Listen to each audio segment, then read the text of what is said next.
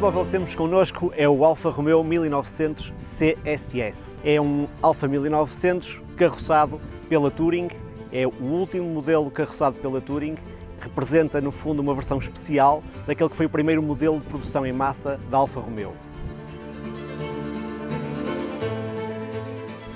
Aqui temos um Alfa Romeo Giulietta Spader Veloce de 1961, um modelo que quando saiu em várias versões, com 2+2, Sprint Zagato, Sprint Speciale e Veloce, que é exatamente o modelo que temos aqui, que lhe conferia um bocadinho mais de performance, na medida que vinha carburadores Weber e acrescentava-lhe ainda mais 11 cavalos, passando assim para os 90 cavalos.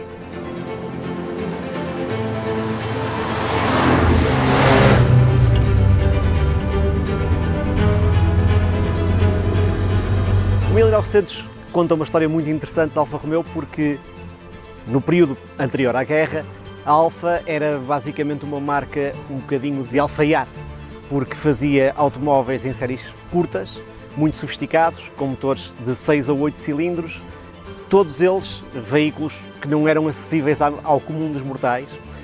E esse estilo de automóvel, depois da guerra, praticamente deixou de ter mercado. Todos os concorrentes, Delahaye, Delage e outras marcas desse género, acabaram por sucumbir ao período pós-guerra. Mas na Alfa Romeo preparou-se essa transição. Durante o período de guerra, durante o período de conflito, esteve a ser preparado um modelo que se dizia que seria a grande revolução da Alfa Romeo, projetado por Wilfredo Ricard, que era o Gazella. Era um motor 6 cilindros, de 2 litros, mas era para ser um automóvel de transmissão às rodas dianteiras, com uma carroceria streamlined, seria uma coisa completamente disruptiva no setor automóvel. Mas depois, a dada altura, já quase na fase final do conflito, a fábrica de Porto é destruída e então todo o projeto sofreu um grande atraso, era preciso recuperar a fábrica e o orçamento para desenvolver um automóvel tão especial era curto. Ao mesmo tempo, dá-se outro fenómeno quase cultural e político, porque o Wilfredo Ricard era muito conotado com Il Duce e então, no fim da guerra, não era alguém que fosse bem visto, nomeadamente dentro da empresa e também por todo o país. De maneira que o Wilfredo Ricard deixa a Alfa Romeo e é Horácio Santapúlliga que vai pegar no projeto de reconstrução da marca. Toda a ideia dele, todo o conceito de automóvel era bastante mais convencional, embora, naturalmente, como sempre foi a Alfa Romeo, com motores muito mais sofisticados que a maioria dos concorrentes. Portanto, o que eles queriam é uma berlina, um carro de 4 portas, mais ou menos grande, um carro segmento médio, familiar, com o tal motor bialbero longitudinal como aqui está, transmissão traseira, mas para aquela época era um motor bastante sofisticado. Depois, começa a realizar-se a produção em massa do modelo. Dali começam a chegar as versões mais sofisticadas. O 1900 Ti, que começou a ganhar provas, as Mille Miglia, Targa Florio, ter grandes resultados, e criou-se um slogan muito interessante que era o carro de família que vence corridas. Daí para diante, e com base nessa mecânica sofisticada, começaram a entrar as versões de carroçador, que no fundo foi um bocadinho também o que acabou por acontecer com o Giulietta. No seguimento deste modelo, que é um bocadinho o irmão mais velho, se calhar já um bocadinho mais gordo e mais pesado, ainda corre um bocadinho mais depressa em linha reta do que este automóvel segue um bocadinho esse espírito desportista.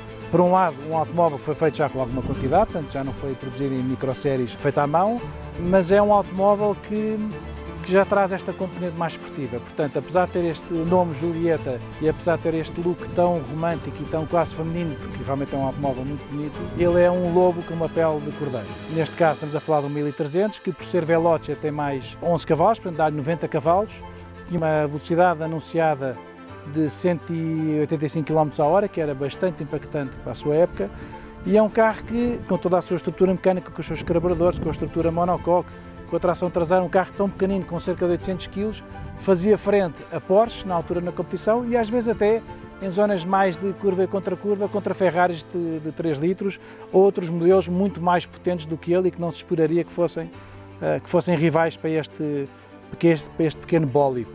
Neste caso, o Alfa 1900 também era um bocadinho downsizing em relação ao que era habitual na Alfa Romeo. Os motores eram quase todos de 3 litros, este era um motor de 2 litros, portanto, para a época ainda era considerado um motor pequeno para um automóvel deste género, mas depressa, mesmo na versão familiar, se percebeu o potencial desportivo e, naturalmente, a Alfa Romeo não queria desligar-se daquele mercado mais sofisticado de quem queria um automóvel à sua medida. de maneira que o processo normal foi para passar as versões especiais para os carroçadores. Quase todos os grandes carroçadores italianos pegaram no 1900 e fizeram as suas versões, algumas mais bizarras e outras mais convencionais. A Touring fez 3 gerações do 1900. A Alfa Romeo produzia a base, que era um chassi encurtado do 1900, portanto, por isso é que este automóvel se chama 1900 CSS, em que o C é de Corto. Depois, havia 2 versões de motores. Havia os motores de 90 cavalos, havia os motores de 100 e depois mais tarde 115 cavalos, a que se chamavam os 1900 Super, daí que ele seja CSS Corto Super Sprint.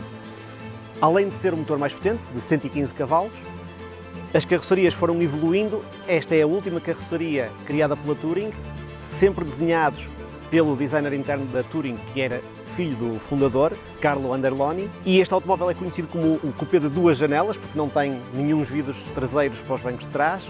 Aproveita todo este potencial mecânico, caixa de 5 velocidades e este motor de que já falamos, e junta-lhe uma estrutura tubular com uma carroceria muito leve, com muitos componentes em alumínio, que tornavam o automóvel especialmente ágil para a época. Em todo o caso, este automóvel já é de 1956, o modelo sai em 1954, este é de 1956, por esta altura já existia o Giulietta, e por esta altura já o Giulietta ganhava muitas competições, com um potencial de desenvolvimento muito grande, e a agilidade acabava por compensar de alguma forma a potência que havia a menos. Uma curiosidade engraçada sobre este Giulietta: a versão normal era Bertone, mas a versão Veloce era Pininfarina, que é o caso que nós temos aqui, e como dizem bem, este é um carro que é um carro super ágil, super rápido para o seu tamanho e para a sua época. Ainda à data de hoje faz uma grande performance, é um automóvel muito divertido de se conduzir, seja só a passear de cabelos ao vento, seja a fazer corridas com ele. Mas é um carro que está muito à frente do seu tempo, tem uma caixa perfeita, é uma caixa super suave, tem uma direção super suave, tem este lado de barco, com esta suspensão que quando nós viramos parece quase um pequeno bote a virar para a esquerda e para a direita. Portanto, é uma condução muito própria dele, mas tem um motor mais redondo possível. Este motor 1300 tem um som absolutamente maravilhoso, uma canção italiana, e é um carro que nunca passa de moda. Este modelo 1900 Touring usava inicialmente a caixa ao volante, como todas as berlinas. Depois, nas versões mais de fim de produção, começou a usar a caixa de velocidades em baixo, e neste caso uma caixa de 5 velocidades que é extremamente avançada para a época. Qualquer pessoa que um automóvel moderno hoje consegue guiar este carro, passar de caixa para cima e para baixo sem qualquer hesitação, até com mais facilidade, curiosamente, do que no Giulietta. Estes automóveis, apesar de serem muito sofisticados e muito exclusivos, acabaram por competir. O 1900 participou em muitas provas, ainda hoje, se formos assistir às 1000 milhas, vemos lá alguns automóveis iguais a este em competição, porque era o automóvel escolhido por quem podia na época. Este exemplar em particular tem uma história muito interessante, pertenceu a Vicente Canas Mendes, foi o primeiro proprietário do automóvel. Na altura, ele tinha um grande gosto, era um engenheiro civil e tinha um grande gosto pelas viagens, e viajava acompanhado da sua mulher pela Europa, fazia muitos quilómetros num Studebaker. A dada altura, depois de muitas viagens e já com esse automóvel um bocadinho cansado, decide comprar algo mais sofisticado, em que viajasse com mais conforto e mais velocidade. E como a vida corria bem, a ideia inicial era comprar um Ferrari, era um GT de gentleman no fundo. E então partiu com a sua mulher para a Itália para escolher um Ferrari, mas não encontrou nada disponível. E, curiosamente, encontrou este automóvel já pronto, disponível para entrega em Itália, e trouxe-o. Depois viveu muitos anos sempre acompanhado por este automóvel quase até ao fim da sua vida. Levou-o nomeadamente para Moçambique, onde trabalhou durante alguns anos. Depois, após o falecimento da sua mulher por doença, veio para Portugal, continuou a usar o automóvel muito para lá do seu tempo, do tempo normal deste automóvel. O sobrinho recorda-se de ele conduzir muito bem e muito depressa, lembra-se de ir como passageiro e ver o carro andar quase a 200 km/h. E, entretanto, já depois da morte deste primeiro proprietário, o automóvel é oferecido ao Museu do Caramulo pela família, que, entretanto, leva o automóvel para um restauro completo, que se mantém até aos dias de hoje com manutenção, simplesmente.